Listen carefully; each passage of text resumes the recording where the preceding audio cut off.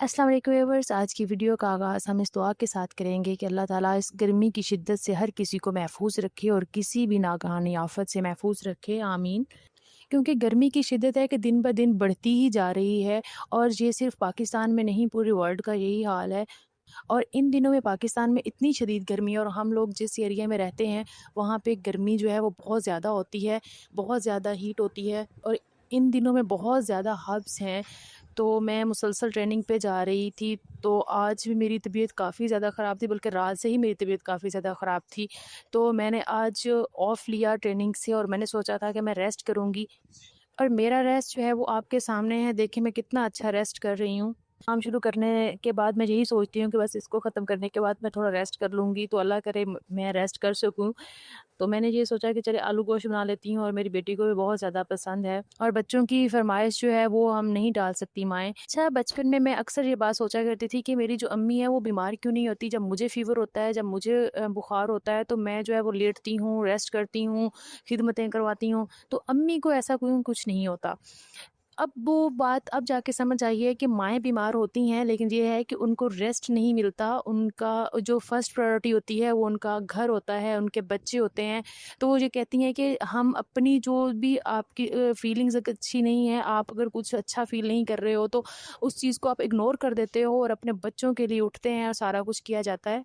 तो बस यही सोच के मैंने हिम्मत की और उठी और मैंने जल्दी से सालन बना लिया और उसके बाद मैंने साथ ही आटा गूँथना शुरू कर दिया। मैंने कहा जल्दी-जल्दी रोटियाँ भी साथ ही बन जाएँगी। उसके बाद मेरे हस्बैंड आ जाएँगे ट्रेनिंग से और वो ताज़ा मतलब खाना जो है वो खा लेंगे, तो बहुत अच्छा लगता है दोपहर में खाना। आटा को मैंने पिन्नी करके साइड पे रख दिया था और थोड़ी देर बाद इसको गूँध लूँगी, फिर रोटियाँ बनाना शुरू कर दूँगी। तड़का इस काबिल हो गया है कि हम इसमें जो चिकन है उसको तड़फ़ा लें, तो मैंने अब इसमें चिकन डाला और आलू की जो कटिंग है ना वो मैंने ज़रा मोटी रखी थी, क्योंकि आलू गोश्त में आलू की कटिंग मोटी हो तो बहुत अच्छे लगते हैं। अच्छा, आजकल मैं आप लोगों को अपनी कुकिंग रेंज की ज़ियारत नहीं करवा रही, वो इसकी रीज़न ये है कि मैं ट्रेनिंग पे होती हूँ और इतना टाइम नहीं होता, तो इसलिए मैं ज़्यादातर जो कुकिंग है वो इधर कर लेती हूँ, सिलेंडर पे ही कर लेती हूँ। इसका ये फ़ायदा होता है कि आप एक साइड पे अगर सालन बना रहे हैं तो दूसरी साइड पे रोटियाँ बन सकती हैं और साथ में दूध बॉयल भी हो सकता है, तो मतलब टाइम जो है वो इसमें कम लगता है। सालन तकरीबन मेरा बनने वाला है और रोटियाँ भी मैं बनाना शुरू कर दी मैंने।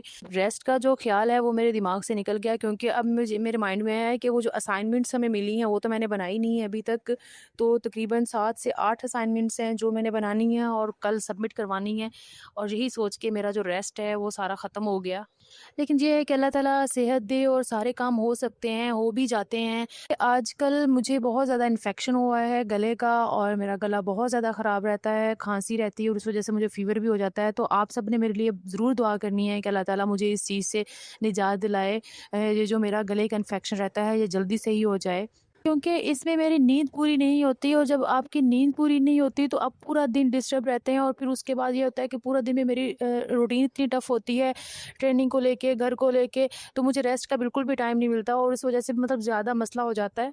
लेकिन फिर भी इसके बाद अल्लाह का बहुत शुक्र है, अल्हम्दुलिल्लाह। मेरी अम्मी कहा करती थी कि अल्लाह का शुक्र है, अल्लाह जिन्नत च भी रखे।